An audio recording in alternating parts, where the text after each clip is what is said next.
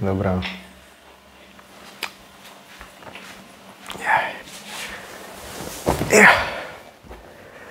Tak vážení přátelé, nebo spíš dámy, já vás vítám na dnešní besedě. Je nás tady strašně moc, tak se netlačte. Minule jsme před týdnem zahájili, kdo jste poslouchali besedu s pláchnutím. Nezaznamenali jste to tam? Neposlouchali jste to někdo, že spláchnul záchod a začala beseda? Aha, jo.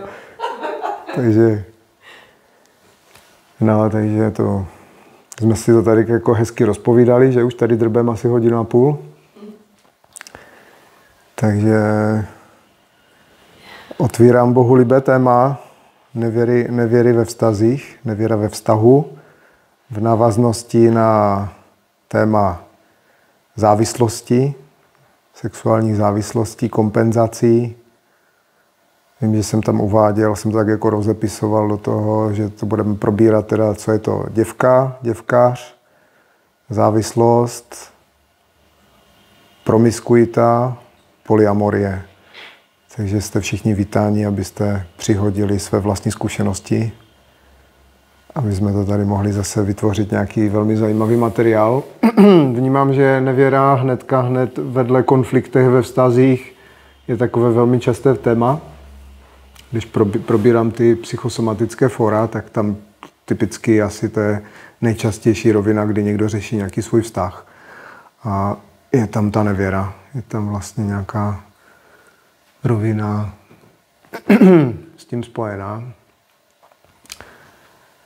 No pro mě, když jsem tady o tom tématu už nesčetněkrát psal, tak pro mě vlastně to začíná, že nevěra za mě je jako v prvé řadě vlastně odpojení od té své vlastní podstaty, od té přirozenosti, že je vlastně pocitová nevěra, jo, jako výchozím stavem. Není to jenom o té sexuální nevěře, která je tady s tím tématem typicky spojená.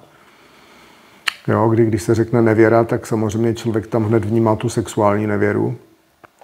Ale já vnímám, že nevěra je vlastně nebýt věrný té své vlastní jako podstatě, té své vlastní přirozenosti, těm svým vlastním pocitům a tím pádem ten člověk pak jako vlastně reflektuje tu naučenou zištnost. Jo? Že když nejsem věrný sám sobě, to znamená nerespektuju své vlastní pocity, jsem odpojený od toho, jak to správně má být přirozeně a vlastně jedu nějakou představu. Jo? Jedu vlastně nějakou touhu získat vlastně pozornost, získat tu životodárnou energii lásky nějakým vnějším způsobem, naučeným postojem, tak jak se to tady v té společnosti vlastně děje, což je nějaká forma opravdu následování nějakých naučených představ a zavděčování. Jo, takže nevěra za mě je takový komplexní rozměr. Takže ono ve své podstatě je to propojené i s těmi našimi pokřivenými nastaveními a s tou nemocí, takže nevěra je vlastně základem jako existence a života v této společnosti. Takže my jsme vlastně tam, kde vlastně nejsme vědomí, kde nežijeme přirozený život, tam jsme nevěrní. Jo, takže to je jednoduché. Nejsme věrní tomu božství, nejsme věrní tomu duchovnímu rozměru, té přirozenosti, tomu dobru, které vlastně máme žít. Jo, takže to je ta základní definice nevěra.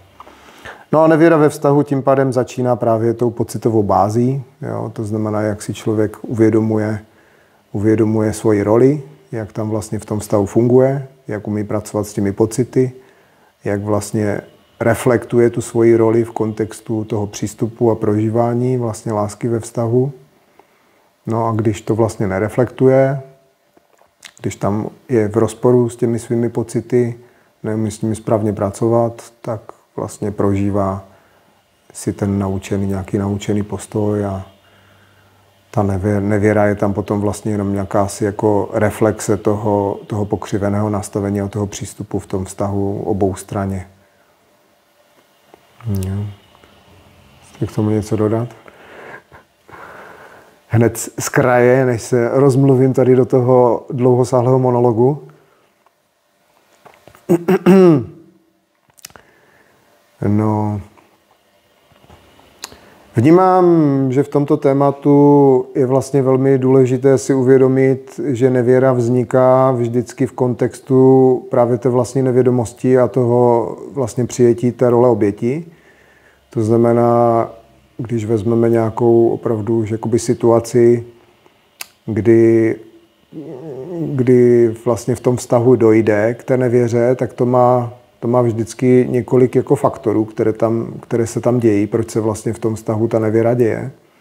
Když se teda bavíme o té sexuální nevěře, tak je to vždycky v kontextu toho, že je tam vlastně ztráta vzájemné přitažlivosti. Jo? To znamená, pokud vlastně budu brát v potaz, že pokud je muž nevěrný ženě, znamená, že nějaká jiná žena přitáhla jeho pozornost v kontextu toho nepřirozeného nastavení, že on si teda není vědom toho, že má tu svoji ženu a s ní by měl vlastně jakoby pracovat na tom svém duchovním vývoji a na tom rozvoji.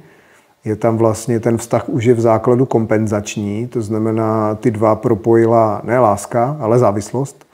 To znamená potřeba si vlastně v tom vztahu dokompenzovat absenci lásky vlastně od svých rodičů. Jo, to znamená, nejsou to dvě dospělé vědomé bytosti, ale jsou to dvě děti, které se potkaly a které si tam hrajou vlastně na ty dospělé. A většinou i tak jsou jakoby v rámci toho vývoje jsou nedosycené. Chybí jim tam pozitivní zkušenosti v tom vlastně jejich vlastním vývoji, primárně v tom sexuálním. Takže tam je nezřídka touha, že ty vztahy i vznikly vlastně v kontextu je spousta lidí, kteří spadli do vztahu poměrně v útlém věku a hned si pořídili děti třeba. Jo. To je taková jako rovina a pak tam vlastně cítí nějakou jakoby, jak bych řekl, nedosycenost těmi zkušenostmi, takže si tam vzájemně potom začínají jako přehrávat tady tuto potřebu. Takže jako ta nevěra potom tam sehrává tu roli i tu dosycující, jo, kdy ten člověk si tohleto měl jako teenager vlastně prožít, prozkoumat si tady tyhle ty roviny. No a pak to je samozřejmě nějaký vzájemný signál jakoby toho nastavení. Jo. A jednak je tam potom ještě to, co je asi důležité se zmínit v kontextu obecně, jak my tady fungujeme, že si vzájemně přehráváme to chování v té minulosti, jo, i ty formy toho řešení v těch situacích. Takže ty úniky, to je taková jako typická rovina. Jo. Mám tady něco, se mi nelíbí, jdu to hledat někde jinde, jo, něco lepšího, něco, co by se mi někde mohlo líbit víc. Jo, takže ta nevěra ve vztahu poukazuje v prvé řadě na tady tyhle ty defekty, které jsou už z té rodiny, z té výchovy, z toho přístupu, jak rodiče vlastně prožívali svoji vlastní sexualitu, jak si dávali najevo lásku, jaký byl ten vztah, jaké bylo to prostředí. Takže potom tam vlastně ti dotyční, když si tyhle ty věci ukazují, tak unikají z toho důvodu, že jim ten partner vlastně jakoby potlačuje si v sobě ty věci, který zase někdo jiný tomu dotyčnému ty věci zase jakoby ukazuje. To znamená, když je muž nevěrný ženě, je přitahován jinou ženou, tak je to z toho důvodu, že ta žena, která si ho přitahuje, tak vlastně prožívá nebo dává najevo, co ta jeho partnerka potom potlačuje v tom vztahu, jo? Co je tam jakoby zavřené. A zase na druhou stranu je tam i signál nějakého přístupu, protože typicky do těch nevěr unikají lidi, kteří jsou v tom kompenzačním nastavení zase nějakého i chtíče, uspokojování si vlastně té závislosti na tom sexu. Takže tím svým nastavením vlastně i ta partnerka v tom vztahu tomu muži ukazuje jakoby na ten přístup nevědomky. Jo, že vlastně... Ještě jednou, jak jsi to řekl, že když muž je nevěrný té ženě, tak ukazuje jako tím svým, no protože já se snažím se s tím spojit tak, že jako můj otec vlastně podvadil moji mámku, ale jako s mužem. Takže tak tam je obecně rovina jakoby nespokojenosti, jo? Jednoznačně tam nespokojenost. Jako té mámce mojí to tam jako ukazuje. No, jako své vlastní, že jo? Tak on ji ukazoval vlastně tímhletím způsobem. Tak obecně je tam nějaká nevěra, jo? Ukazovali tu nevěru, jo? Takže tam vždycky poukazuje to na tu duchovní minulost toho přístupu, jo? Ten přístup, takhle jsem řešil jakoby tu situaci v té minulosti. No a pak se tam samozřejmě projektuje nějakým způsobem to sexuální trauma, nebo vůbec o čem ta jejich jako sexualita a ta láska byla, jo? Nebo je. Takže tam je více faktorů a tady to je ještě taková jako když to jde právě do té homosexuality, tak tam je vůbec jakoby vnímáno, jak ten muž vůbec jako vnímá tu ženu, jak ona ho jakoby vnímá, takže tam je jakoby víc jakoby faktorů, jo. Takže tím, že on tam měl jakoby ten odpor nebo nějaké věci, těžko jakoby říct, to by bylo zase o tom jako velmi zajímavé obohatit tu diskuzi s někým, kdo to tak jako má, co ho vedlo jako k tomu, jo, jestli opravdu to šlo o tu přitažlivost nebo o tu představu, nebo co tam vlastně toho člověka jako k tomu vede. No ale každopádně vždycky to je ten únik z toho důvodu, že ten člověk v tom vztahu, mu něco jakoby chybí. A třeba moje vlastní zkušenost, když vlastně jako rozmluvám s lidma, kteří to řeší, tak oni jdou třeba do té nevěry, ale že ve své podstatě spousta těch lidí mi jako říká, že to vlastně nebylo ani kvůli jako sexu. Jo, že jim prostě chybí třeba ta komunikace, jo, nebo nějaké vyslechnutí, jo, že nějaká jako rovina toho, prostě takového jako toho příjemného přístupu, jo, že mám něco, mě trápí, mám nějaký problém a někdo mě vyslechne, někdo mě pohladí a že ten sex tam byl jako vedlejší, jo, jako že ani to nebylo jako to účelové, jako tohleto, jo, takže ono to vždycky ta nevěra, jakoby a ten únik s ní spojený, ten nevědomá rovina, že tomu člověku tam prostě v tom vztahu něco chybí, ten dotyčný jako to blokuje, jo, má tam nějaké jako nastavení, no a tím pádem ten člověk je přitažen někým, kdo ale mu ty věci jako umožňuje prožívat, jo, nějaký rozměr. Jo, jako by tam byla v tom vztahu ta necelistvost. Jo, je tam ta necelistvost. A ta necelistvost potom jakoby je signalizovaná tím okolím. No a ten člověk, pokud si jakoby neuvědomuje, že to je jakoby jeho problém toho partnera a to problém toho jejich vztahu a neřeší to jako tímto způsobem, ale řeší to tím naučeným únikem, že teda já to teda budu jako chtít řešit někde jinde, no tak potom ti lidi jako neustále unikají. Jo, protože mají tady naučené, no tak když nejsi spokojená ve vztahu nebo spokojený, tak se najde někoho jiného. Jo, hotovo a tím to jako řešíš pořád do kolečka. Takže základem, jako jak se z toho vymotat, je převzít zodpovědnost jako za to, co se mi v tom vztahu děje a hledat ty problémy v prvé řadě v sobě. Jo, v sobě. Co mi to jako ukazuje, co mi to o mně vlastně jako ukazuje, jo? Co mi to signalizuje, proč mám potřebu někde jako unikat a pojmenovat vlastně ty věci. Jo, takže tohle to se samozřejmě týká jak ženy, tak muže. Jo? To prostě není, jakoby, že by to byla jako doména mužů nebo žen. Ty nastavení jsou identické. Jo? Takže záleží jenom pouze, jak jsou ty vztahy nastaveny. Takže ještě jenom, abych to zopakoval, takže pokud vlastně se ve vztahu děje nevěra, je to odzrcadlení minulosti, kdy si vlastně ta dotyčná bytost, která prožívá tu nevěru, si prožívá svou vlastní minulost, to znamená, jakoby můj partner je mi nevěrný, jo? On je teď, ale já jsem byla v minulosti. Jo, tam to, vlastně to minule jsme to vlastně, kdo si to chce propojit, tak to vlastně navazuje na ten princip té sebereflexe. Jo, v té besedě je to krásně popsané. Jo, on to dělá teď, mně to je nepříjemné, mně se to dotýká, se mnou se to spojuje, ukazuje mi to na tu minulost. Jo, ten princip toho, že to je ve mně, jo, uložené, nespracovaná zkušenost, tyto věci. Takže on mi signalizuje tento přístup, to je jako ta první rovina té duchovní spravedlnosti. A další rovina, proč vlastně jako tady probíhá ta nevěra? No, protože tady v prvé řadě nefunguje komunikace, nekomunikuje se své vlastní pocity, touhy, jo, a vlastně představy nebo jako věci, co by ten člověk chtěl prožít, co mu chybí, jo, v tom vztahu, což typicky je v každém vztahu, který je nastavený v kompenzaci, to znamená, neprožívá se tam láska, není to postavené opravdu na tom vědomém přístupu a na vlastně té individuální svobodě, ale ti partneři jsou propojeni závislostí, jo, a vlastně nějakým jakoby nastavením rodič-dítě, jo, kdy se vzájemně vlastně drží pouze v tom strachu a v té praktičnosti, jo, že jsme spolu, protože máme spolu děti, máme tady nějaké majetky, máme tady nějaké společné zájmy, jo, ale není to prostě postavené, jako jsem prostě s tím druhým, protože prostě tam cítím tu lásku, cítím tam to spojení, ale nemám strach vlastně, není to ze strachu, není to z nějaké kompenzace, že hledám v tom druhém vlastně v prvé řadě tu rodičovskou lásku, která mi chybí v tom životě, jo, tím, že nemám dořešené ty vztahy s rodiči. Jo, takže to je ta základní rovina toho přístupu. Samozřejmě spoustu lidí to rozčiluje, jo, cítí se tam velmi silně ukřivdění, cítí se tam velmi silně ublížení, jo, protože my jsme tím prolezli tady těmi různými křivdami z té minulosti. Každý zažil tisíce všemožných nevěr a zrad a všeho možného. Takže skrze ty situace se vyvolávají, otevírají si velmi silná zranění, kde ty lidi to jako bolí i fyzicky.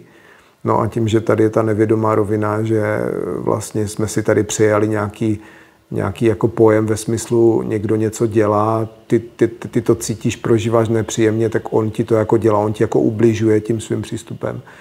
Ne, neubližuje, on pouze vyvolává v nás nějaká stará zranění, kdy my jsme opravdu, kdy v rámci těch různých zrad a nevěr došlo opravdu i k fyzickému ublížení, k nějakým vraždám a já nevím čemu všemu. Takže to jsou nějaké pozůstatky jakoby těch traumat v té komplexitě. Jo, takže základem toho, když někdo tohleto jakoby vlastně zažije ve svém vztahu nebo zažívá, tak je pochopit, že tam je ta spojitost, je tam ta souvislost, neoddělovat se od toho, že partner je mi nevěrný, tak já za to jako tady nemůžu, nebo já s tím nemám vůbec nic společného, ale vnímat si, že si tady odžívám nějakou svoji v prvé řadě poučení, nějakou nápravu své vlastní minulosti, svého vlastního konání. No a za druhé mi to ukazuje, v jakém stavu jako se nachází ten můj vztah a proč já tam třeba z pozice ženy nebo muže nemám tu odpovídající přitažlivost a vlastně neudržuje nás to v nějakém jako nastavení právě té komunikace a toho vzájemného jakoby posouvání se a toho rozvoje. Jo, takže tohle to je to hlavní. Že jakmile tam lidi utíkají do té oběti, jo, já chudák, on chudák, to nikam nevede. Jo, a ten člověk, dokud to nemá v sobě zpracované to téma, tak se mu to neustále předkládá v tom životě. Jo, pořád se mu to připomíná. Jo, a hlavně se necítí opravdu dobře, protože je neustále ve strachu a jsou tam právě typickým podružným jakoby nastavením nebo jakoby věcmi, ve kterých jako ti lidi jsou, tak je strach z opuštění a vlastně a různé formy žádlivosti. Jo, že závislostní roviny, kdy tam je nízká sebehodnota a ten člověk vlastně se zavděčuje, různě podřizuje nebo se tlačí na druhou stranu. No a v tomto nastavení on vlastně je trvale, i když jakoby se mu ty věci nedějí, ale prostě to tam je. A v momentě, kdy se mu to vyvolá nějakým způsobem, zase se otevře to téma, tak to tam velmi silně zaciťuje, že to v sobě má. Takže je dobré si tyhle ty věci zpracovat, věnovat se tomu a žádlivost ve své podstatě nebo strach z opuštění opravdu poukazuje jednak na ty minulostní duchovní traumata a jednak poukazuje opravdu na nedořešené vztahy s rodiči a vlastní jakoby nenaplněnost, nedosycenost těmi pozitivními zkušenostmi. To vnímám, že to je alfa omega. Takže každý, kdo si chce zpracovat vlastně tu svoji sebehodnotu a nemá tam tu dosycenost, tak by se měl právě věnovat tomu, že by si měl sbírat pozitivní zkušenosti s opačným pohlavím. Peťo, myslíš si, že je možné, aby byl člověk dosycen? No jo, je. Jo? Tak to není jakoby dosycenost ve smyslu, tak tohle to jsem teď prožila a už to jako nebudu žít. Ale ty se jakoby sklidníš, jo? Ty se vlastně dostaneš do nějaké vnitřní rovnováhy, kdy ty najednou si uvědomíš, že se máš prostě ráda. A že se máš ráda víc, jakoby preferuješ sebe nad těmi ostatními. Jo, že ti jakoby nezáleží, už tam není vlastně taková ta, jakoby, dokud člověk je v tom traumatu, dokud vlastně není jakoby ukotvený v sobě, tak jakoby mu záleželo víc na těch ostatních, než na sobě. Jo, a dokud toto jako převažuje, tak ty jsi vlastně v tom otroctví neustále tomu jako sloužit. Jo, že prostě pořád máš ten strach, že zůstaneš sama, že ti nikdo nebude mít rád, že si nic nezaslouží, že tady si prostě tohleto, že jsi jakoby uvěřila, jo, jako je tady nějaký vzorec, který to trauma jako popisuje tím způsobem, že ty nejdříve nějaká musíš být, něco musíš mít, něco nějak, jo, je tam vlastně ta zodpovědnost je ti sebrána a vlastně ty věci jsou hozené do nějakých představ, jo, a tím pádem ty jakoby usiluješ. A v momentě, kdy ty tohle začneš pouštět, Začneš přijímat zodpovědnost jako za to, v jakém stavu máš své tělo, jako čím ty si prošla, jak se jako chováš a ty věci, prostě si tam uvědomíš jakoby tu spojitost, že ty to máš ve svých vlastních rukou, tak se začneš jakoby sklidňovat, jo, protože se začneš přijímat vlastně i v těch jako negativních aspektech, že si tady prostě vyrostala na nějakých chybách, jo, něco a teď se, jo, už na tom tolik nelpíš, jo, čím více se s tím jakoby spojuješ. Takže dochází k tomu sklidnění a když se dostaneš do té rovnováhy, tak tam bude vlastně takové to přijetí, že opravdu ty to prožiješ, jakoby ten fakt, že ten život je absolutně spravedlivý a že ty tady nemáš jako, pokud respektuješ ty zákonitosti a ty pravidla, tak tady nemáš jako strádat. Jo, ty tady máš žít šťastná jako a spokojená. Takže když se tomu začneš vlastně jakoby otevírat, no tak ty vlastně víš, že ti tady ani jako nic nepatří, že ti tady si nemůžeš nic nárokovat, ani žádný vztah a nic. A že jediné, co můžeš dělat, jako co nejvíce ladit s tou přirozeností a pak ti ten život jako zajišťuje pro ten tvůj účel, abys byla jako spokojená, šťastná, vždycky ty lidi, jo, a ty vztahy a toho partnera, který ty pro ten účel potřebuješ. Takže proto já říkám, že vědomý člověk nikdy vztah neopouští, ale může být opuštěn. Jo, protože pokud ten druhý nedosáhl té stejné úrovně uvědomění, tak on ten vztah může opustit. Ale ty, jako pokud jsi vědomá, si toho a cítíš to, že že nikam nepůjdeš. Protože proč bys chodila? Protože to je stejně jenom jako odraz, jako ten partner. Jo? To je tvé vnitřní nastavení. V jakém stavu máš svého vnitřního muže nebo vnitřní ženu, no tak takový partner ti prostě přijde do života. A jakmile se tam jako dohraje nějaká rovina, jo, nebo se tam něco jakoby stane a ten partner tě prostě opustí a je tam vlastně i taková ta rovina, že i kdybys mu cokoliv řekla nebo vysvětloval, on prostě jako by měl klapky, je prostě jde, no tak ty víš jenom, že přišel čas na nějaký posun a přijde prostě jiný partner, který reflektuje lépe to, kam ty si jako dospěla. Jo? No a samozřejmě ideál je to, když oba dva ti partneři jsou jako si vědomí tohoto stavu a mají tendence tyto věci řešit v tom vztahu, uzdravit si je, než to řešit tím únikem. Jo? Takže vždycky taková ta otázka, kdy mě se třeba lidi ptají, no a kdy teda, jo? Nebo jak dlouho to bude trvat, jo? Než tady budu mít nějaký vztah, nebo který ten vztah je ten správný, nebo jakým způsobem tady tyhle ty věci řešit, tak já vždycky říkám, no tak pokud prostě už to nějak jako víš a vnímáš, jak ty věci fungují, tak nemá smysl prostě předtím utíkat. Ale je to samozřejmě náročné, no, protože pro spoustu lidí to znamená čelit, jo, těm věcem, prostě začít to řešit, jo, že se to nevysedí, jo, jako nic se nezmění samo. Ti lidi musí aktivně vlastně ty věci řešit a samozřejmě jsou v nějakých vztazích, ale je to vlastně automaticky vede, nemám zpracované dětství, nemám dořešené rodiče, jo, nemám vlastně ani jako v pořádku své vlastní tělo, nefunguje mi vlastně ta sexualita, nejsou tam příjemné pocity v tom těle. No tak, nebo mi to funguje jenom v kontextu té úlevy, toho zavděčování. Takže spousta těch lidí je, jako když se otevře téma nevěry nebo vůbec partnerských vztahů, je velmi silně překvapená, že oni se musí začít jako zabývat vlastně svým zdravím, jo, tou přirozeností a potažmo vůbec jako práci s pocity a svými vztahy. Jo, to je to široké téma, no. To je taková prověrka, že? Jako, no, takže tohle to je věc, která tady je jako běžná, no. To souvisí vůbec s tématem jako vlastně prožívání lásky a té sexuality, kdy tak jako jsou kompenzační ty vztahy, tak je kompenzační vlastně i nastavení té sexuality, jo? Že to je vlastně povětšinou je to pouze úlevová rovina, jo, nebo naplňování nějakých představ, nějaká závislost a vlastně naplňuje se chtíč a nemá to vlastně žádný jako harmonizační potenciál a ani vlastně ten léčivý, ten původní, který by tam měl být. Chcete k tomu něco doplnit ještě? Pro vás nic?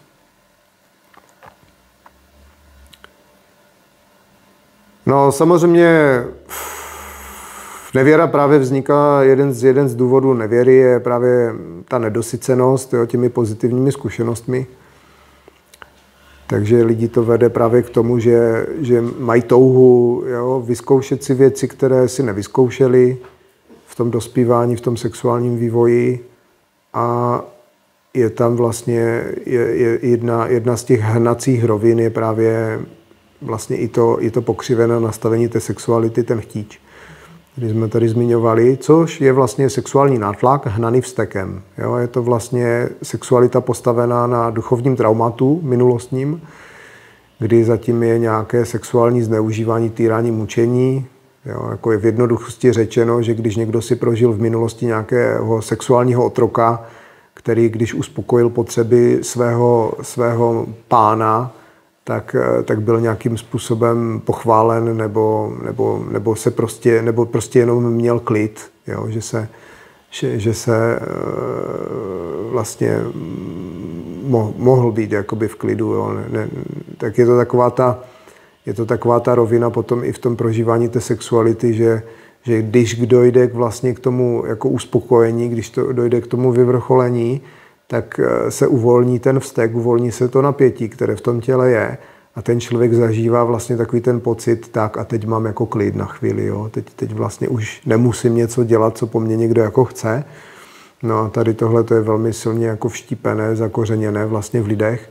Takže kdo má s tímto jako zkušenost, že si tím jako prošel, tak ví, že vlastně ta nevědomá sexualita je opravdu o tom usilování, jakoby je to takový, já tomu říkám, honba za orgasmem, jako jo, že ti lidi se jakoby snaží dělat vše možné jako kličky a slalomy, aby prostě k tomu uspokojení došlo.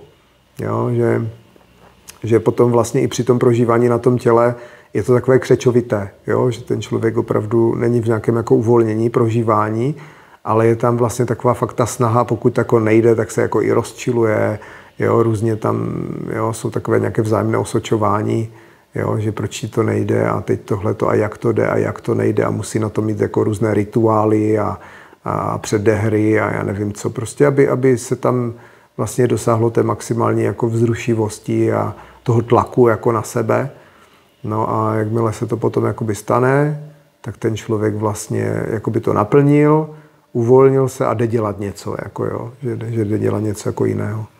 Takže to není opravdu prožívání lásky, ale je to vlastně kompenzace, která je postavena na opravdu duchovním traumatu, na nějakém prostě sexuálním zneužívání v minulosti, jo, v nějakých minulých inkarnacích. Takže když se to čistí potom, detraumatizuje se tahleta rovina, tak z těch lidí jdou typicky opravdu jako nějaké vzteky a bolesti spojené s nějakým znásilněním a s nějakým mučením, tyráním.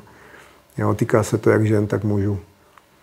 Takže to je velmi, velmi zajímavé zjištění, kdy vlastně, když to potom jako vysvětluju těm lidem, že tady tento nátlakový přístup a ta jakoby snaha o to uspokojení se, o to vyvrcholení není rozhodně jako přirozená forma sexuality.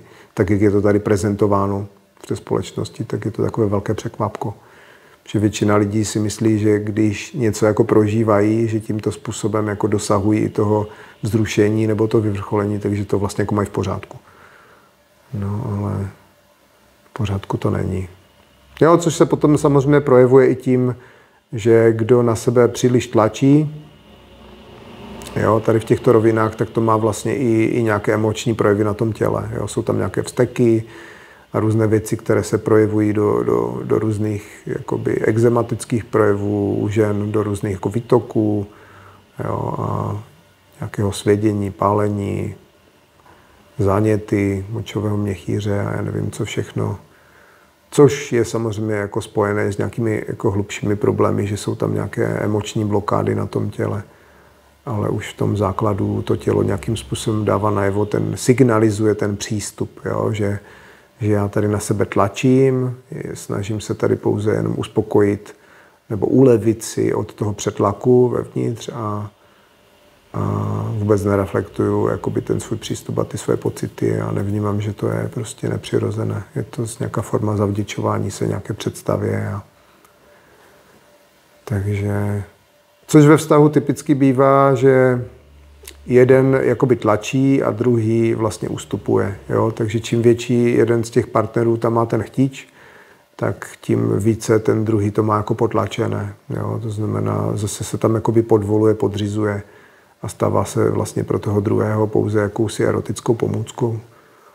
Jo? Uspokojení těch potřeb. Většinou je to toto nastavení. Není to nikdy jakoby rovnocenné, jo? Že by se potkali dva partneři, kteří jsou jakoby do vztahu v té rovině toho chtíče. Což potom může být i ta rovina právě potřeby těch nevěr, kdy nedochází, jo, že jeden z těch partnerů, vlastně typicky ten, který je v tom útlaku, tak začne ještě více ustupovat nebo se zavírat, prostě přestává se zavděčovat, tak ten, který tlačí, potřebuje prostě tu energii, potřebuje vlastně ty prožitky, tak potom jako odchází někam jinam a vlastně kompenzuje si to. Co pak nějaké spojení? Nechceš nám pozdílet nějakou? Jak ti to přichází, jo? Že ti to, aha. Jo, tak krásně s tím jako umíš. S těma slovama. Čáry, máry, podkočáry. Jo. Takže tohle to je taková jako rovina, která se tady děje. Řekl bych, že to zažil vlastně úplně každý. Jo, každý vnímal, že to každého to vlastně v tom životě tady tyto situace zasáhnou, ať je to ta rovina té nevědomé sexuality, jo, toho nátlaku na sebe nebo nějaké té nedosycenosti a té absence těch pozitivních zkušeností, a nebo potom i ta rovina těch konfliktů v těch vztazích a těch nevěr. Jo, takže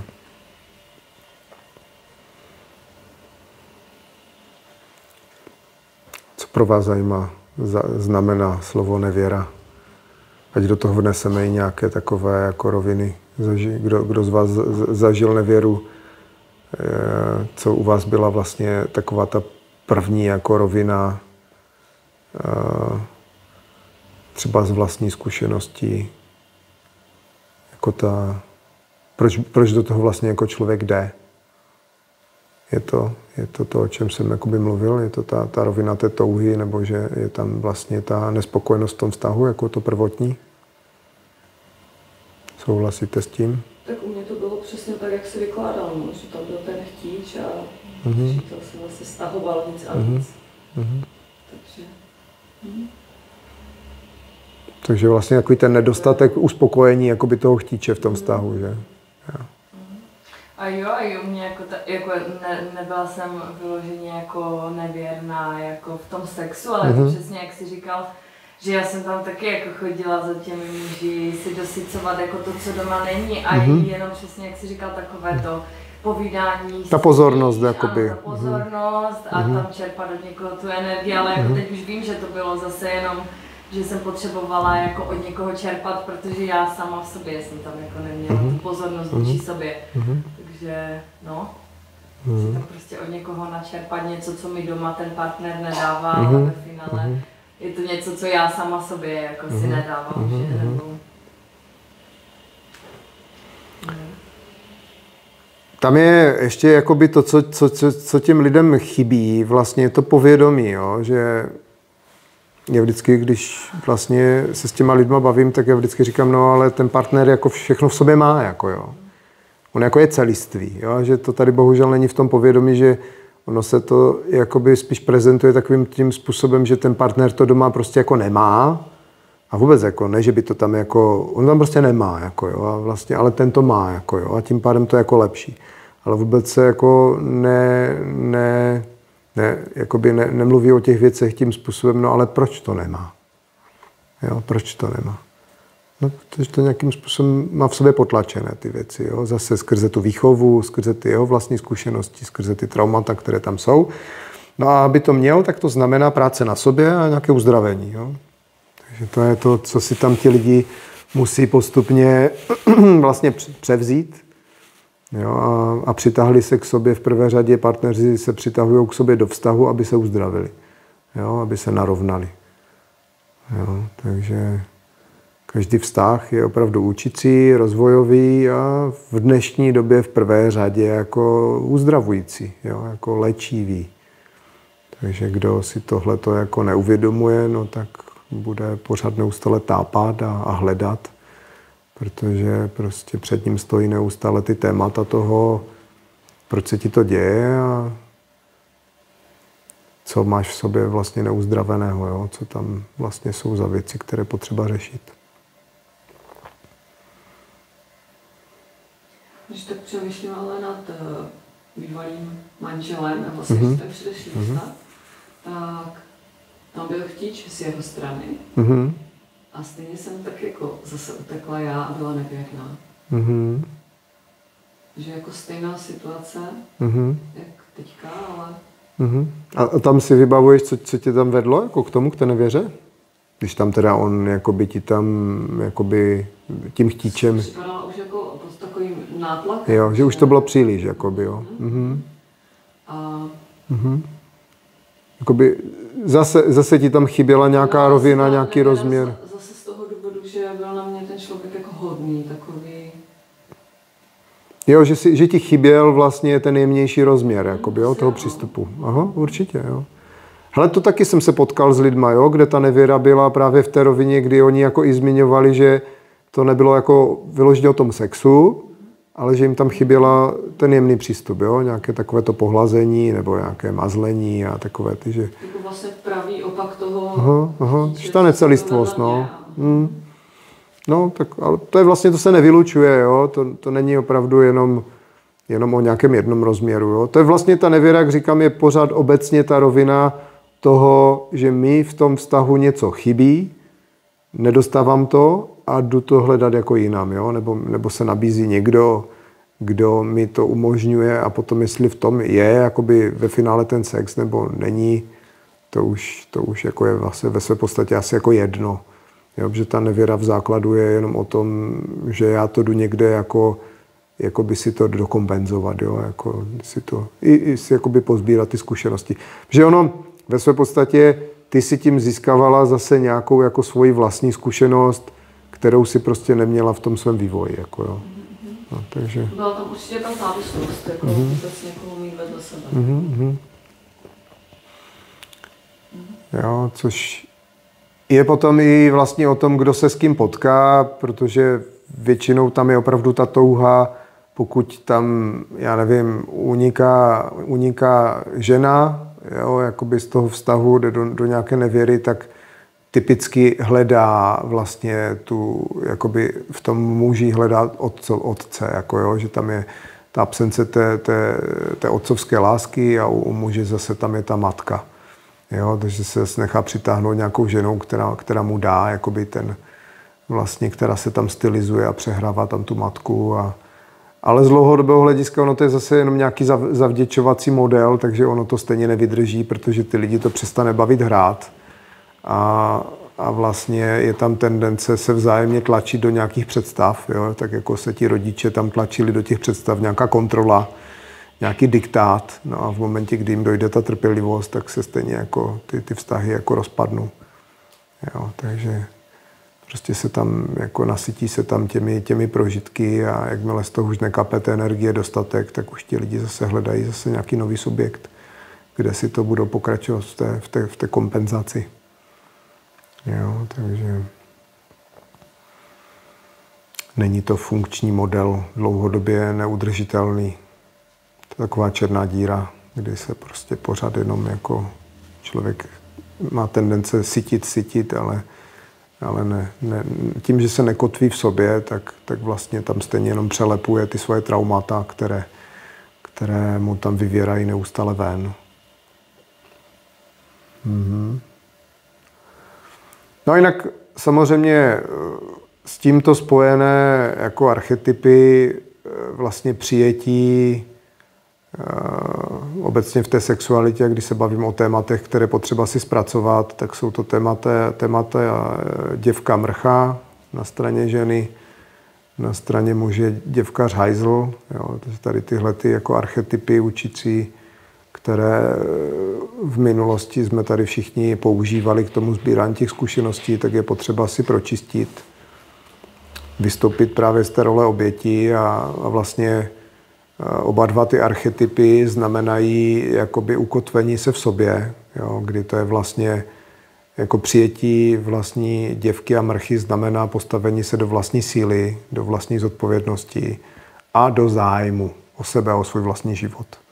Jo, kdy jsou s tím spojené právě ty roviny uvědomění si té své vlastní role, té vlastní přirozenosti, těch hodnot. No a dostat se do rovnováhy, aby tam člověk opravdu nebyl v tom životě pasivní, ale zase netlačil na ty věci a dostat se do toho životního plynutí. Takže kdo se stylizuje do role jako oběti a chudáka, tak stále plave právě v tom, že v prvé řadě v sobě odmítá tyto dva archetypy. Jo, děvky a mrchy a hajzla a děvkaře. Takže si tam připadá opravdu potom jakoby utlačovaný, uzurpovaný tím životem a nevnímá se tam skrze ty ostatní, kteří mu poukazují vlastně na ty traumata spojené s tou duchovní minulostí. No, co se týká vlastně ještě těch nevěr, tak já jsem tam vlastně roztáhl, že to téma těch kompenzací je velmi rozsáhlé. Samozřejmě to střídání těch partnerů vede vlastně do pojmu, kterému tady říkáme promiskuita, což je vlastně, když opravdu je tam velmi jako silná závislost jako na tom chtíči a ta potřeba si vlastně ulevovat pravidelně. Je to v podstatě taková závislost jako obdobná jakékoliv jiné závislosti, třeba na drogách, na alkoholu. Takže, jak se říká, s jídlem roste chuť. Takže kdo vlastně tomu jako velmi silně podlehne, tak se to potom projevuje i v tom přístupu. No a v této společnosti to potom graduje vlastně i do něčeho, s čím se tady můžeme jako setkat, co se tváří jako pseudo láskyplně. Za mě je to prostě jenom jakoby legalizovaná promiskuita, to je to, jako co jsem tady zmiňoval, vlastně polyamorické vztahy. Jo. Nevím, jestli někdo máte nějakou zkušenost, že jste se potkali s někým, kdo v něčem takovém jako žil a mluvil o něčem takovém. Vůbec je to pro vás jako nějaký pojem, kde jste reálně zaznamenali někde něco někoho, že by někdo s tím měl nějakou zkušenost, že by měl vícero partnerů, že žil, sdílel. Nebo je to jenom, že jste o tom slyšeli? Máte tam něco v tom životě? No, já že vím jenom o tom, že třeba měl 6-7 žen jako. Jako souběžně? Souběžně. A věděli o sobě ty ženy? Prosím? Jestli o sobě věděli ty ženy? Oni o sobě začali vědět, až ta jedna prozradila. Jo. Tak to já vnímám, že to je taková ta klasická spíš jako forma těch nevěr, jo? Že to je jako spíš utajované, protože ty polyamorické vztahy se tváří, to je opravdu jako legalizovaná promiskuita, jo? To oni se jako i domlouvají, jo? Takže to já vnímám, že to je takové opravdu, jako kdybys udělala nějaký prostor, kde se legálně prostě můžeš zajít si tam jako zafetovat. Jo, prostě. To je nějaká spíš jako já nevím, nějaká jako taky nevěra, ale že... No nevěra je to vždycky, jo.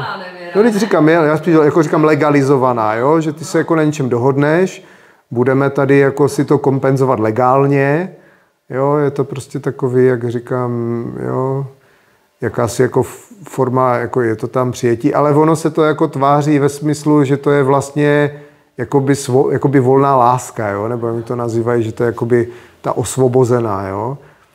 A zatím já vnímám, že to je úplně jako takový krásný jakoby ukazatel toho, jak se opravdu jako definitivně vzdáte zodpovědnosti, jo? Že to jenom posunu do takového toho rozměru, že se všichni ti pacienti jako shromáždí a tam si prostě tady tyhle ty věci jakoby přehrávají. Jo? Takže když mě to dneska nebaví s Karlem, tak půjdu za Pepou a když se pohádám s Pepou, tak jdu za Frantou a že vlastně se to jenom takhle jako přeskakuje. Že tam vlastně se nabízí taková ta jakoby možnost, jak opravdu, jak bych řekl, legálně unikat před těmi svými problémy a vlastně si tady přehrávat nějaké divadýlko o tom, že jsem vlastně jako v lásce. Jo, že mi to vlastně jako všechno funguje, protože mám vždycky v každé situaci mám někoho, s kým mi aktuálně bude dobře. Jo? A samozřejmě ty vztahy jsou všechny zatížené jakoby těmi různými traumaty. Že? ale tvoří se tam nějaká taková jako pseudobublina, jako ve smyslu, že nejsem sám a mám kolem sebe spousty možností a voleb, kde jako můžu si ty svoje jako bolístky nějak jako lepit. Jo, takže oni v podstatě je to taková komunita obětí, které se vzájemně jako litují a vlastně si tam jakoby drží se vlastně v těch svých traumatech a poplácavají se po zádech a říkají tomu láska. No, takže... A setkal jsem se i s tím, že se to i balí takovými různými nálepkami, že to je přece to božské, jako jo, že to je, že všichni, že to je ta bezpodmínečná láska, jako jo, že tady jako bezpodmínečně se tady všichni. No, takže tam to je takový jako těžký omyl, že člověk, který nedokáže zvládnout jako sám sebe a svůj vlastní jeden jediný vztah, tak tam má potom jako 10 dalších, se kterýma to má božské. No, takže... Jo, je to jako velmi zajímavé téma, protože když jsem nad tím rozjímal, a jestli mě jako lidi ptali, jako, co na tohleto, tak já jsem říkal, nejdříve si zvládni toho jednoho partnera a až to budeš cítit v tom srdci, jako, jo, že opravdu to jako vnímáš, že to tam v tom vztahu takhle máte, tak pak si tam můžeš jako sbírat nějaké zkušenosti jako z těchto věcí, ale vnímám, že to tady nikdo takhle nemá. Že většina lidí opravdu neustále bojuje jako samo se sebou a se svým jedním jediným partnerem, se kterým ani neprožívají ten rozměr a tu hloubku, jo? Že o vědomé sexualitě ani nemluvě, jo? Jako, že by tady prožívali ty rozkoše a ty extáze a opravdu se cítili a vnímali, že se na sebe podívají a je jim to jako jasné, jo? Že tam je to napojení. No tak co tady jako budeme řešit ještě s dalšíma lidma. Takže to jsou nějaké pozůstatky opravdu zase nějakých jako minulostí, co se tady jako jelo a nemá to prostě opravdu jako s přirozenou sexualitou ani jako s láskou jako takovou vůbec nic společného. Jako hraje si to opravdu zase na něco.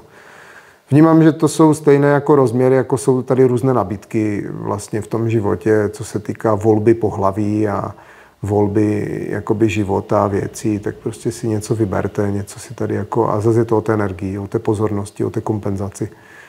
Takže všechno to vede pořád k tomu jednomu, jo? Jak ten člověk je přirozeně nastavený a jak je ukotvený v sobě a jako z jakých vyšel jako rodin. Takže pořád to vede k tomu jednomu, k tomu vnímání a k těm pocitům.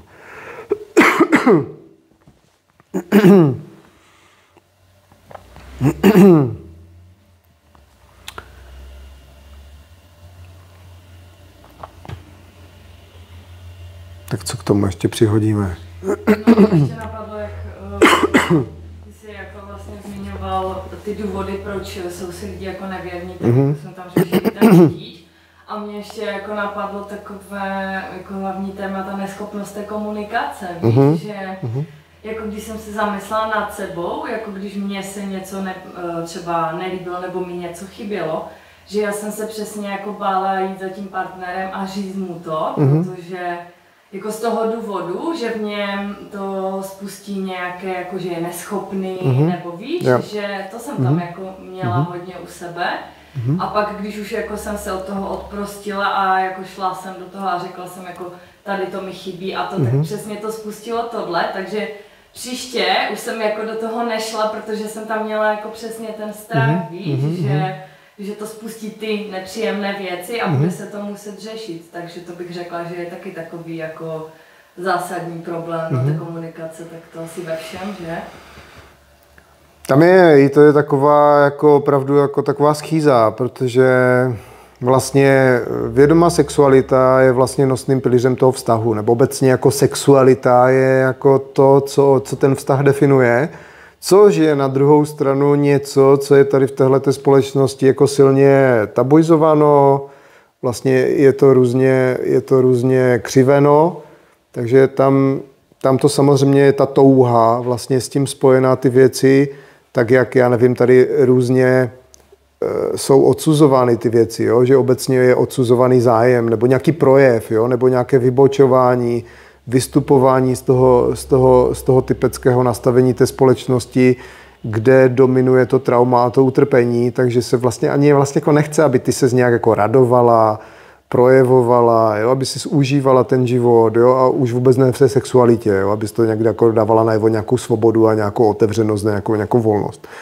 Takže těm lidem to prostě brnká v prvé řadě na tyto věci, kdy tam ta vnitřní touha je a jsou tam s tím samozřejmě spojené nějaké roviny a je tam ten strach z toho odmítnutí. Jo? To znamená, i v těch vztazích je tam tak, jako líbí se mi něco, chtěla bych vyzkoušet to, asi jsem děvka, jako, jo? Nebo asi jsem jako uchylná, jo? Nebo něco. A už to tam jako jede, jo? Protože ty obecně to tam jako v té společnosti vnímáš, ještě když jsi vyrůstala v takovém prostředí jako té rodiny, jo, tohle, no tak jakoby máš tam ty touhy, máš tam ty věci, co bys chtěla jako v tom životě vyzkoušet, a přesně si to nedovolila. Jo, protože pro tebe bylo důležitější je v té společnosti nějak být, než být s ní vyhoštěná, jo, jako skrze to, že ty máš nějakou jako touhu něco žít jako jinak, než je v té společnosti zvykem. Jo, takže ono to je taková opravdu takové sebemrskačství, že v těch vztazích se vlastně ty věci v prvé řadě nekomunikují z toho důvodu, že se tam pořád neustále nahlíží na to, no když tohle bych jako třeba chtěla, tak jsem asi divná, jo, tak se vlastně asi jako vůbec tady nedokážu jako začlenit. A co ten můj partner, no tak on si bude myslet tohle, on mě asi jako opustí, jo, a já tím pádem nechci být sama. Jo, takže ono to ve finále ty lidi stejně vede do toho, že ty věci vznikají, že oni si tako nedovolí to komunikovat, protože prostě nechtějí být sami. Jo, bojí se toho puštění. Jo, co jsou ty malé děti, jo? Tam vnímám, že jsou ty traumata, všechno to vede k tomu, že se opravdu v základu ten člověk prostě chce někde začlenit a je pro něho furt lepší nebýt sám. Sice nebudu sám, ale budu žít v nějakém nastavení nespokojenosti, ale nebudu sám. Jo, že nebýt sám je pro ty lidi vlastně to nejvíc. Jo, že díky tomu jako jsou ochotní i trpět třeba celý život, aby nebyli sami. Někdy je to i naopak. Jako. Já třeba teďka vlastně zažívala, že jsem se bála té komunikace a bála jsem se jí a pak jsem teda jakože se projevila, komunikovala jsem a teď jsem se bála vlastně těch energií, co vlastně přišlo a to byl vztek a pak jsem to ani nechtěla, teďka jsem to nechtěla vůbec ani už udýchávat, teďka mi to rozjelo plno procesu a řekla jsem si, a mně by bylo lepší vlastně samotné. Mně by bylo tak dobře samotné, protože bych se s tím vlastně to zrcadlo by mi furt nenastavovalo, jo? Bylo by mi dobře, nemusela bych to řešit, protože já potřebuji teďka řešit primárně sebe. Ne, určitě to je taky samozřejmě z jedna z rovin, kdy do té fáze jako ten člověk, ty procházíš těma věcma a jakmile, jak bych řekl, ten jakoby odpor, který tam je, přesáhne nějakou jako hranici, řekl bych nějakého, jako dostaneš se do nějakého jako zoufalství, tak jako ten člověk prostě upadá do té rezignace, jo? To znamená, jako vidí jako východisko, že vlastně jako to řešení, protože ty potom vnímáš, jako já, když jsem s těma lidma, nebo jsem s tím partnerem, on mi to vyvolává, on je tou příčinou, takže zbav se jeho, zbavíš se tohoto. Jo, tam zafunguje ta poslední logická rovina, jo, sejde z očí, sejde z mysli, jo, tam je vlastně to naučené, no tak když nechceš se smažit na slunku, běž do stínu, jo, tam je ten jednoduchý mechanismus, když už nevíš kudy kam, tak to prostě fyzicky odstranit, jo, a vlastně ten člověk řekne, a mně tak je dobře, jako jo, a ve své podstatě je to ta degradace, jako sebe, jo, jako že se, jakoby amputuješ si nohu, prostě a tak na té jedné noze se taky dá stát, že jo. Jo, a vlastně potom už ten člověk jakoby jenom chátrá, jo, on potom vlastně si neuvědomí, on potom už jenom jako je nucený kompenzovat, jo. Takže samozřejmě pro ten účel, jako dostat se k sobě, ve své podstatě, aby si jako vnímala to, že ty jako sama můžeš být, jako, že se můžeš cítit dobře, to je jako v pořádku, jo. Ale dojít opravdu do toho stádia, že abys mohla být trvale šťastná, spokojená jako žena, tak to lze pouze a jen ve vztahu s mužem. Jo, kde je ta celistvost. Jo, kde ty tam opravdu si prožíváš jakoby tu fyzickou lásku. Jo? Že ona se můžeš tak jako drbat, můžeš se hladit a tohleto, ale přece jenom jako od toho druhého, co si budeme, je to příjemnější, že? A ono je to krásné, jako já říkám jenom, že jako první fázi, když se něco děje a třeba mi rozevře nějaké vzteky a úplně jako takové to, že už v tom nemůžu dýchat, tak je to těžké potom ustát, ale potom, jak už se to všechno jako, že rozjede a člověk si to uvědomí si partner, uvědomím si i já, tak potom se to úplně tak celé pročistí a je to úplně krásné, jo? Takže jsem potom nakonec vděčná za to všechno. A potom si říkám, no ale zase teďka je to nádherné, no ale zás bum, že? A zás, a že je to řešení neustále a pořád. A je to krásnější, to jako vidím, že to tak je, ale je to práce. Prostě. To je vlastně ta základní rovina toho přístupu. Jo? Já vlastně, když s těma věcma takhle pracuji a těm lidem to říkám, a je to v všech těch besedách, těch článcích, já říkám, jako návrat zpět do přirozených rovin života a ta cesta uzdravení, to je životní přístup. Jo? To není jako, to právě nejde oddělit od života. Jo? To vlastně, ani bych to nenazýval prací, to je prostě životem. Jo? Život je terapie.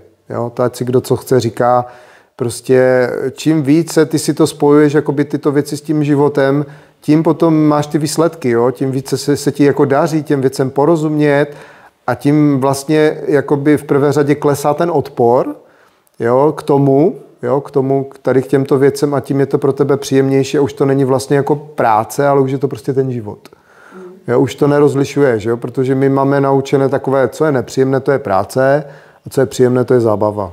Jo? A vlastně to je ono. To je jenom skrze ten odpor a vlastně pak si jako volíme vlastně i ty věci v tom životě. A proč to nemáme všechno jako zábavu? Jo? Co mi brání, aby mě to jako bavilo? No tak ono ti to potom nutí jako opravdu se rozhodovat jako a vědět.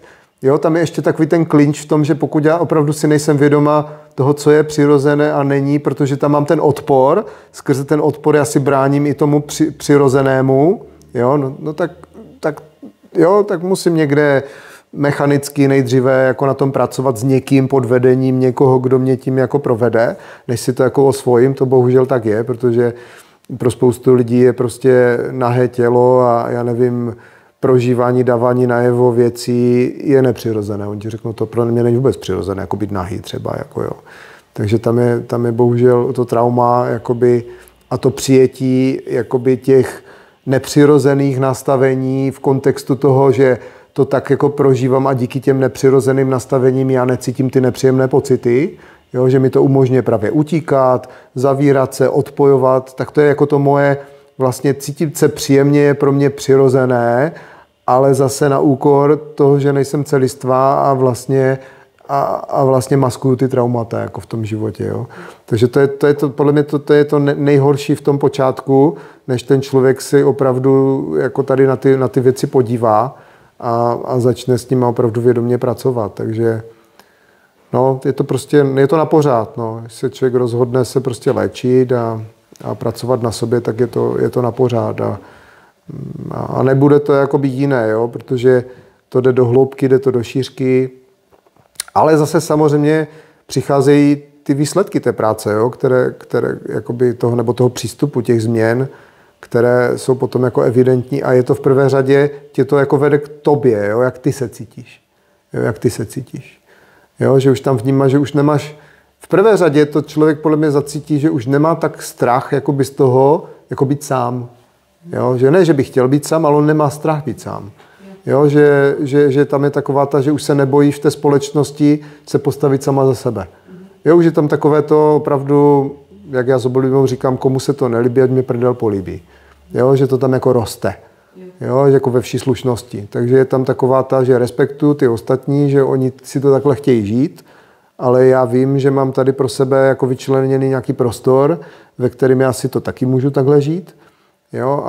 A nemusím se jako bát, že mě tady bude někdo jako uzurpovat proti mé vůli. Jo? A toto roste. Jo?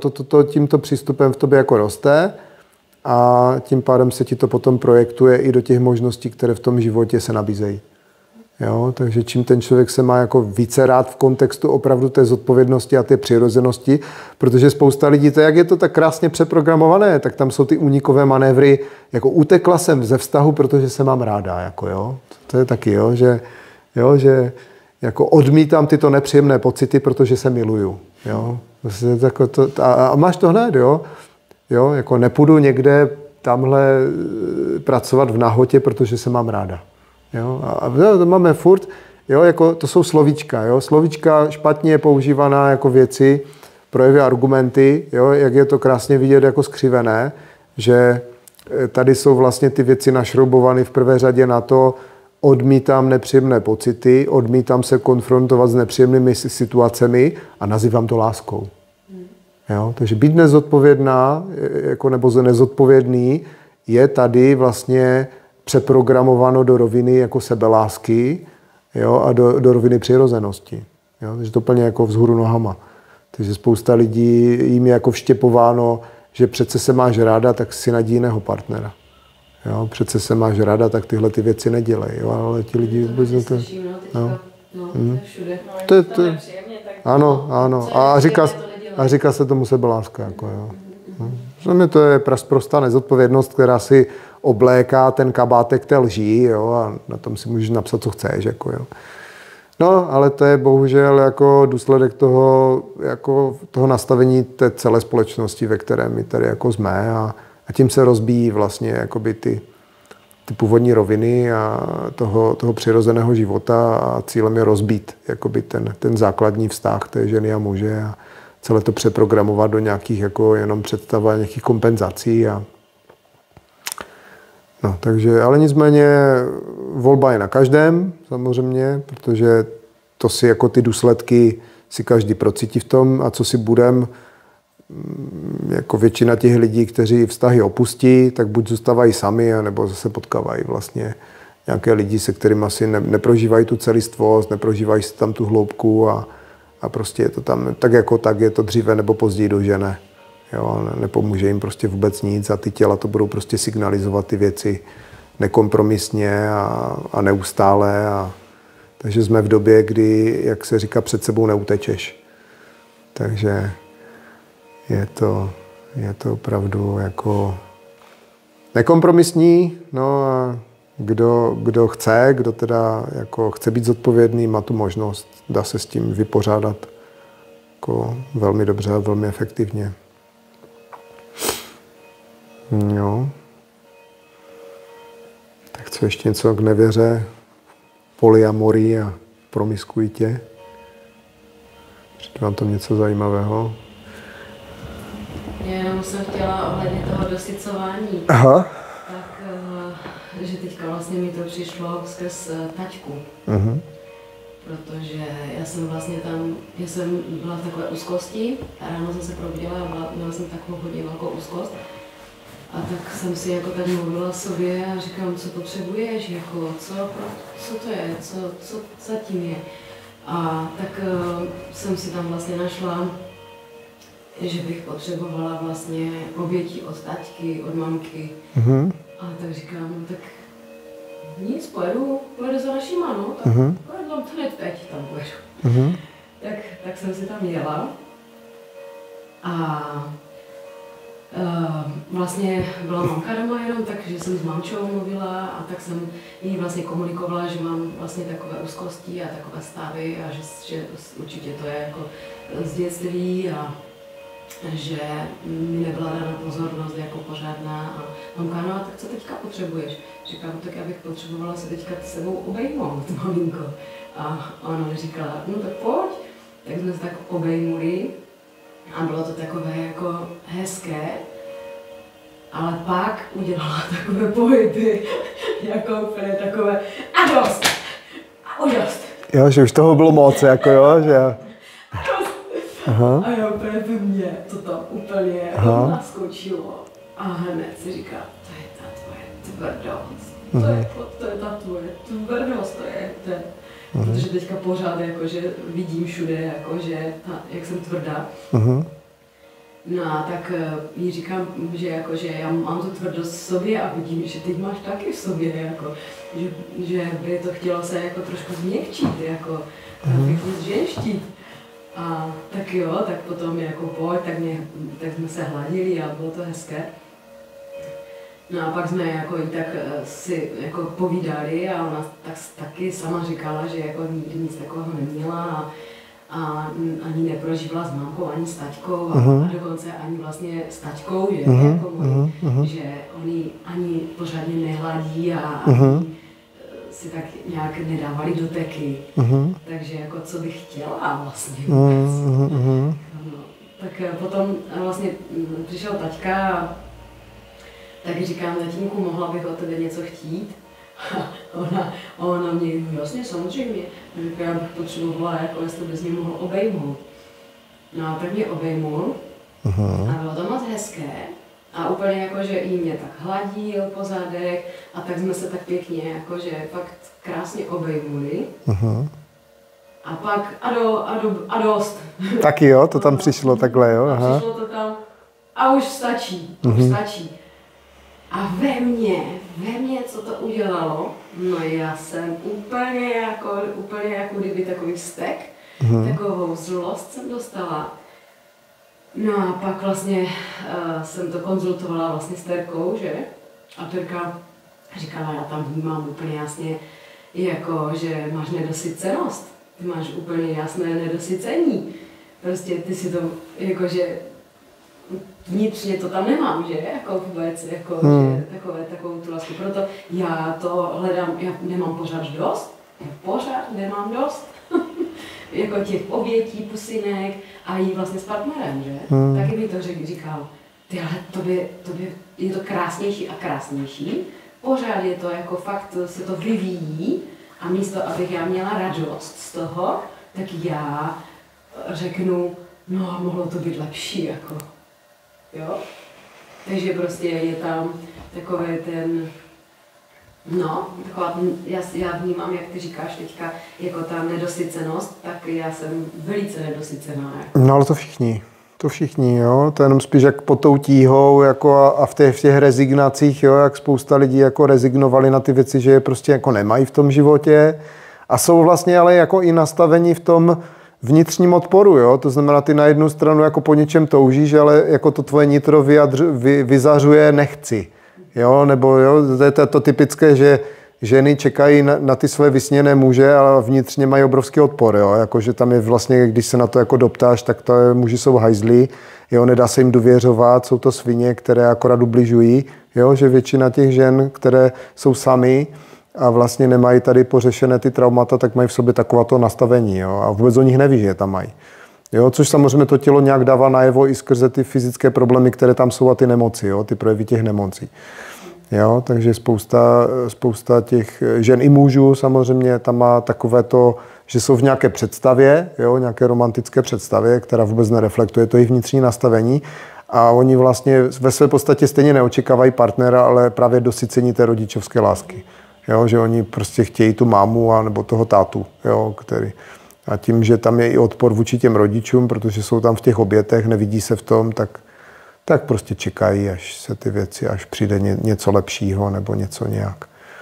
No, takže bez té opravdu hlubší práce na sobě, tak ono se jako nic nestane. No, tak ten člověk sbírá nějaké zkušenosti, jak se v tom vztahu cítí a jak se teda v tom stavu svém, jak se cítí a pak to teprve přichází. No, mi tam přišla ještě jedna zajímavá věc o tom, jak jsi mluvila, že já vlastně vnímám, že jedna věc je jako dosycenost těmi pozitivními zkušenostmi, ale tam já vnímám, že je i takové jako ujištění se, jako ujistit se v tom životě, v té sebehodnotě, jakoby cítit se jako, že jo, jakoby přijmout ty rodiče takové, jací jsou a vlastně prožít si tam takový ten stav, že oni mě ale opravdu jako milují tím svým způsobem, jo, že se cítím být milovaná, jo, že se vlastně, jo, protože oni sice tam jako krásně, že jo, ty jsi jako vlastně si zřekla o to obětí, ty jsi tam jako něco prožila, ale tam potom jde z toho i vidět, že oni tě objali tím svým způsobem.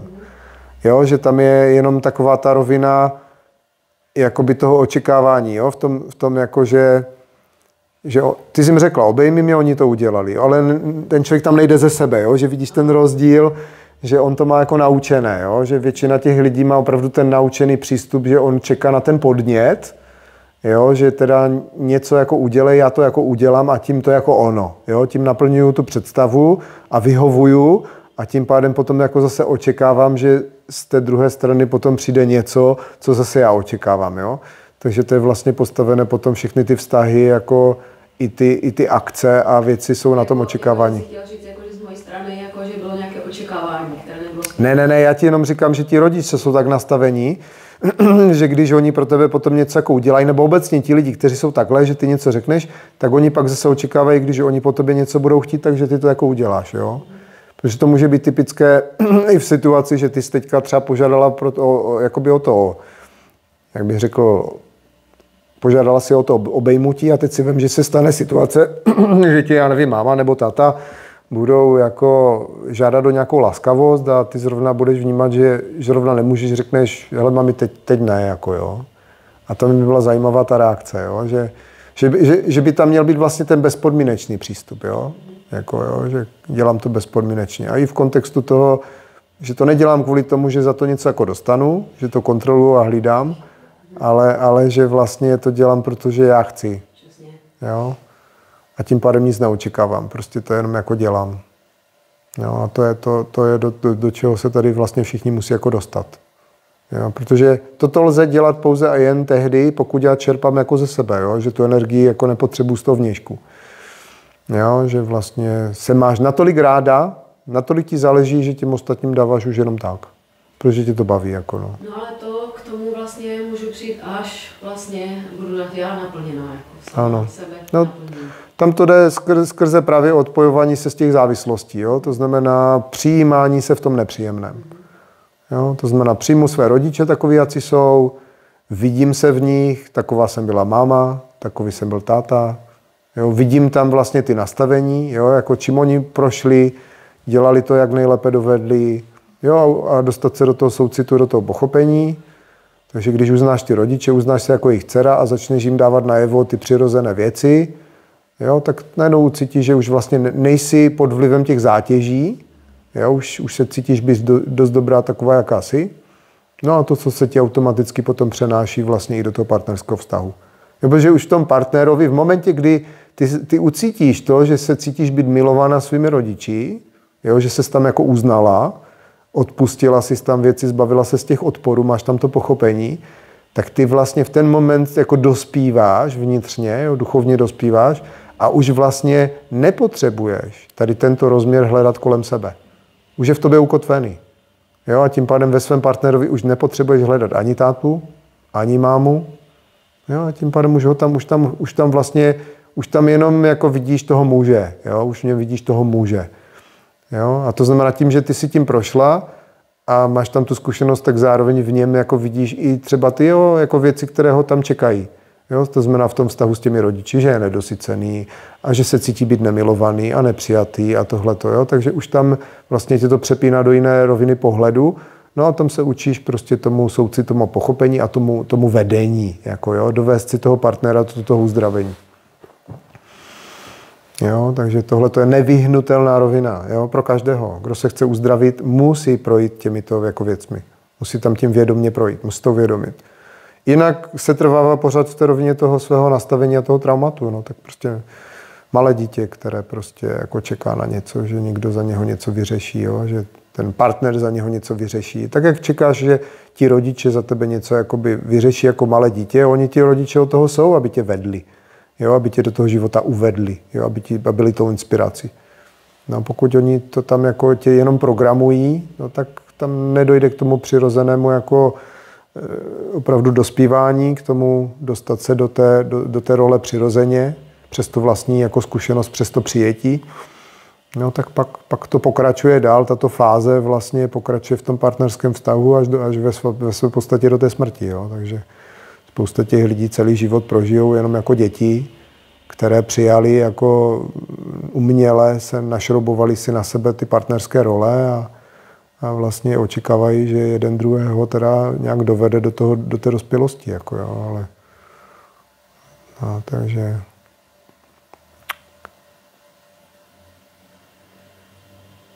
bez toho to nelze. No a samozřejmě, kdo vůči tomu brojí, kdy já potkávám lidi, kteří, jo, když se jich zeptám, jako, jak rodiče a jak tyhle věci, no tak tam je prostě obrovská nevole, jo, že jako vůbec, jako, co bych měla řešit. Jo. S rodičima jsem se neviděla roky a nehodlám v tom jako to. Jo. Tam je hruza, to oni jsou toxičtí všichni. Jo. No, takže tam bývají, kolikrát je tam zadeklováno, no, velmi silně. Jo, to, že pak samozřejmě ten člověk má všechny ty vztahy rozvrácené a jo,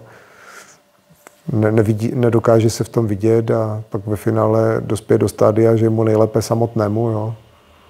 No, že tam se cítí v tom božství, tak to jsou jenom už opravdu ty důsledky těch silných rezignací a té nevědomosti. No, ale tak je to ta možnost, no, jako taky samozřejmě si to takto prožít a být tam, ale je to vlastně ta demonstrace té nevěry jako vlastně té nejvyšší formy, jako jo, že ty vlastně popřeš jako sebe úplně v té nejvyšší rovině, jako že se vzdáváš teda té možnosti žít v tom vztahu a rozvíjet se, duchovně se rozvíjet a posouvat, jo, protože vlastně ve své podstatě můžu říct, že jako vrcholem nevěry je samota, jako jo. Jo, kdy ty se vzdáš jako sebe, jo, že jsi nevěrná sama sobě, tím, že se vzdáš vlastně toho partnera, jako jo. To ještě nebylo. No. Jo, že to je jako vlastně vrchol sebepopření, jo, že... Protože ta celistvost jako v této rovině je, že žena a muž tvoří ten celek. Jo, tu jednotu, jo, to jedno, tu celistvost. Ta jedna božská bytost, jo, s tím ženským a mužským principem, s těmi dvěmi fyzickými těly. Takže já, když od sebe odkopnu tu svoji část, no tak to jako demonstruju vyloženě jako v té fyzické realitě tu nevěru, jako jo, že to je vlastně to opovržení jako tím druhým, jo, že... No a tu samozřejmě, že neodpovídá nějaké mé představě, no tak sorry, tak směla si dávat v minulosti majzla na to, co děláš. A ne si teď stěžovat na to, že tě přišla tady tvoje druhá polovička poučit o tvém rozměru. Jo, takže tam jsou samozřejmě ty roviny toho dotčení, no. To je to typické, no, jako tam jde hodně vidět v těch rovinách, těch konfliktů, kde se ty nevěry řeší, jak tam ti lidi neumí pracovat s tou bolestí a je tam opravdu ta nevědomá rovina té oběti, no, ta křivda. Řeší se jenom pouze ten morální rozměr, ještě blbě, jo, ještě se to vlastně nerozebírá. Tam je prostě něco ve smyslu, jako když někdo sebere hračku, jo, on mi to udělal, já chuděra, nebo já chudák, ona tohle to dělala, jo, tohle. Sebrali mi tu hračku, rozbili mi ten můj svět a já chci tu satisfakci. Jo. No, takže... No, na to tady prostě budeme narážet, no, dokud se opravdu ty věci nebudou zvědomovat tím správným způsobem a budeme si tady hrát na ty chudáky, tak jako z té oběti, jako pokud je člověk v oběti, tam není žádné řešení. A to se nedá vysvětlit. Lidi to třeba ani nechcou jako vůbec si přijmout, jako ani nechcou vidět ty zrcadla, to zrcadlení a vůbec. A ani komunikovat nepotřebujou, jako, protože vlastně já jsem do dneška jako v té komunikaci úplně zabržděná. Jako. Ale už to o tom aspoň mluvíš, jako jo.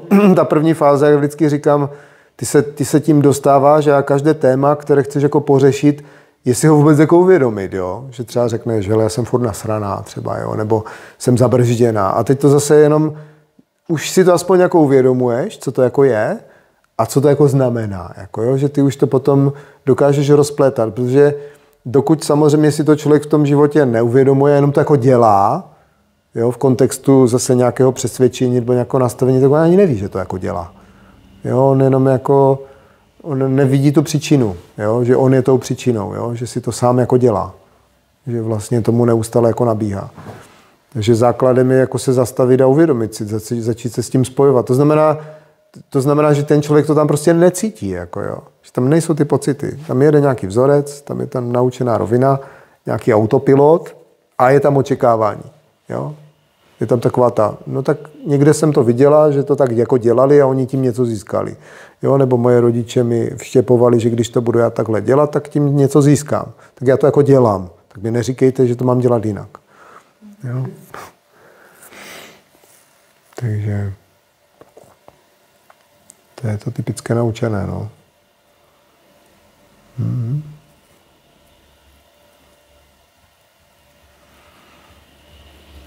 Jako já jsem se teďkom normálně s tím, nebo teďkom hodně se s tím jako poslední týden pracovala, protože jsem byla jako na terapii. A tam jsem se spojila jako se spoustou jako mých vlastností, se kterými se úplně jako nepřijímám a to. A bylo jako strašně těžké to jako přiznávat ty věci, jo? Jak mě tam jako s tím ta Monča jako spojovala. A já jsem to tam jako cítila a byl tam jako takový ten okamžik, ne, tak to není, jako to nejsem já, ale pak jako jsem najednou říkala, no tak co, tak to tady jako přiznám, tak to tady na sebe jako řeknu, tak je to tak, jakože. No a já jsem to začala říkat a přiznávat ty věci a jsem jako zjistila, že vlastně je to docela jako osvobozující to jako říkat ty věci tak, jak jako jsou. A že fakt, jak jsem to jako řekla, tak se mi i ulevilo, víš, a potom jako tam byla i ta práce na tom těle, jako s tím jsem se tam spojila úplně jako i fyzicky. A pak jsem vlastně jako přijela domů a musela jsem to jako ještě přiznat těm lidem, kterým jsem skrz to svoje jednání jako nějak třeba i ublížila, tak to jako říct, že jsem to tam měla, že uznávám, že třeba tam byla nějaká závist, že jsem jednala, protože jsem jako nevěděla, že tam ta závist byla a že se za to omlouvám a normálně mě fakt jako překvapilo, že jsem se jako setkala jenom jako s pochopením, víš, že jsem se bála, že mě ten člověk jako odsoudí, když to přiznám. A zjistila jsem, že vlastně ti lidi reagují jako úplně skvěle, když to ten člověk fakt umí přiznat tu chybu a že ještě je to třeba i fakt jako motivuje k tomu, aby oni takhle fungovali. Takže super za mě, no, přiznat svoji chybu.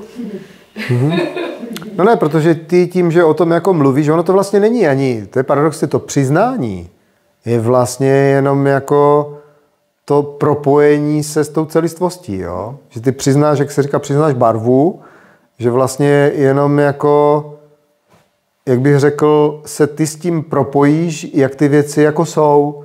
Jak bys řekla, hele, já mám jako hnědé vlasy, já mám tohle, jako bys to jako prožívala, jo? Že se začneš prožívat opravdu, jaká vlastně jsi z té celistvosti a začínáš se, jakoby přestáváš lpět na těch představách, jo? Nebo vzdáváš se těch představ o sobě a propojuješ se s tou skutečností, s tou realitou, jo? Že nebudu venku prší, tak nebudu se tvářit, jako že venku svítí slunko, jo? Jako, že prostě je to takhle, jako, jo?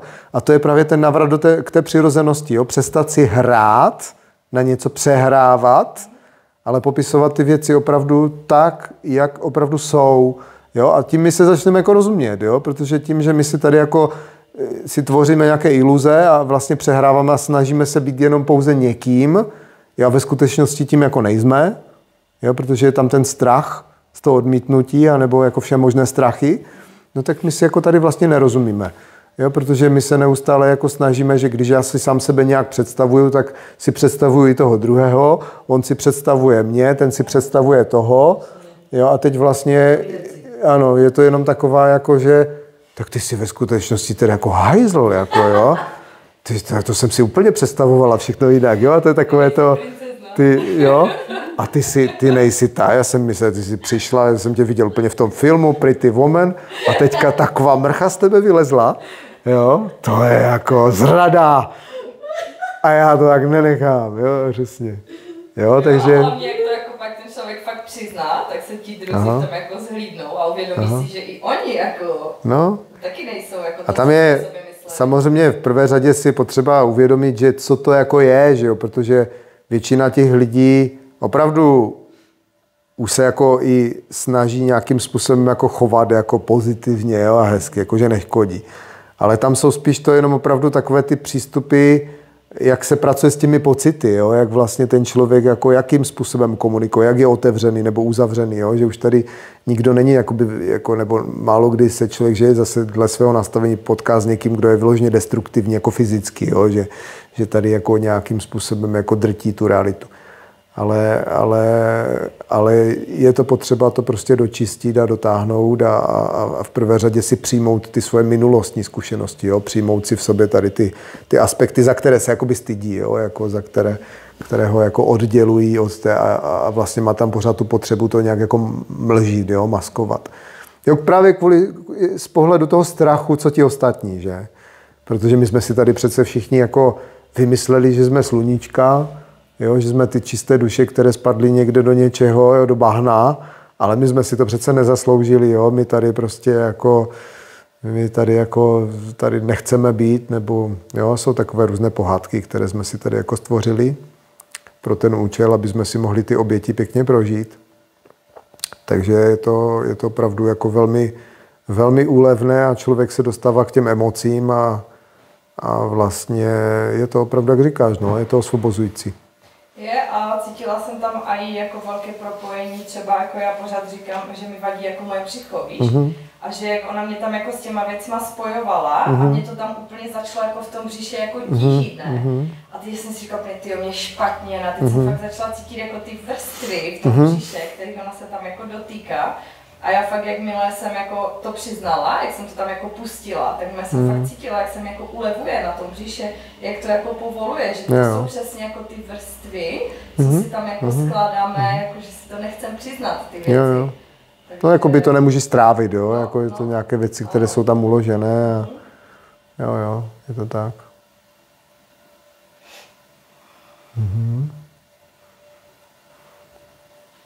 Jo, takže tohle to máme komplexní téma, no, dostat se zpět do té celistvosti, do té důvěry.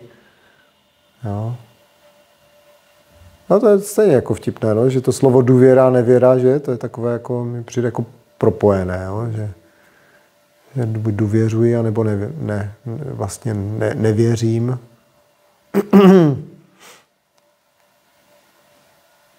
Takže to je vlastně ta nevěra, je ve své podstatě to akceptování té oběti, jako jo, i vlastně toho modelu já chudák, jo, nebo já chudinka.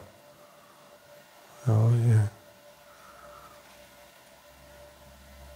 Takže to není to, jakoby vlastně to o tom osočování, ty jsi mi byla nevěrná, nebo ty jsi mi byl nevěrný, ale tam vlastně takové to přijetí, aha, takže já tady čelím jako důsledku své vlastní nevěry, jako z minulosti, jo.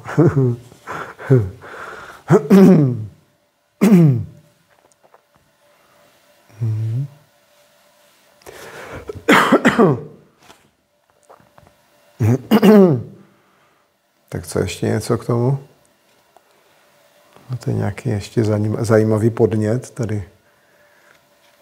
Co by to mohlo těm potenciálním nevěrníkům a nevěrnicím, kteří to téma budou chtít zpracovat, co by tam mohlo být ještě zajímavé, co poradit těm lidem, kteří řeší tady tyto témata?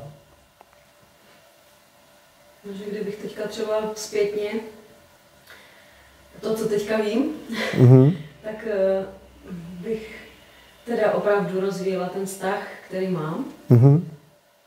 A naučila se komunikovat, co se mi nelíbí v tom vztahu. A šlo by to úplně krásně a mohlo by to být nádherné. Já teďka jsem právě zpětně si říkala, jak všechno mohlo být úplně jinak. Jo? Takže kdybych to mohla vlastně dát zpátky a kdo se třeba teďka jako je nevěrný nebo jako vůbec v tom vztahu, tak se fakt zamyslet, protože teďka se mi chce úplně brečet, protože to je strašně důležité, ta rodina. A jak ona se rozbije, tak není to hezké, no. Je to právě ta rodina a ten celek a jak vlastně spolu všechno to spolupracuje a potom jsou ty vnoučata a všechno, tak je to nádherné, jak je to ucelené prostě. No tam to vnímám, že to je právě ten přirozený řád, jo? Že ten rod vlastně je nějakým si výchozí rovinou toho přirozeného života, jak se ty věci tvoří, takže to spojení a ta zodpovědnost vůči tomu rodu vlastně potom by tě měla držet i v té celistvosti a v tom přístupu, že? Když nechceš rozbíjet ten rod, nechceš rozbíjet ten přirozený život, no tak bys měla respektovat ty pravidla a vlastně opravdu se tam snažit být jako v tom přirozeném nastavení a v těch hodnotách, které ti zajišťují pak samozřejmě to napojení a tu přirozenou lásku a ty věci, které tak, jak byly jako na počátku jako stvořeny, jo, byly dány. Jo, takže čím víc od toho člověk jako uniká, vzdaluje se a hledá ty hodnoty někde jinde, no tak tím víc chátrá, tím víc se vzdaluje těm rovinám a vlastně to štěstí a tu spokojenost jakoby v nějaké opravdu rovnováze prostě nenajde. Jo, nenajde. Najde tam samozřejmě zkušenosti, ale v prvé řadě skrze ty nemoci a skrze to utrpení, no, které vlastně moje zajistí.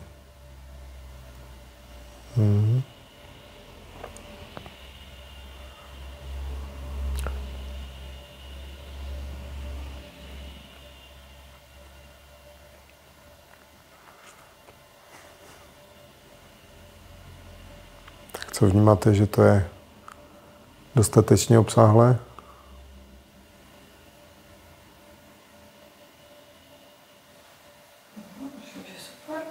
Jo?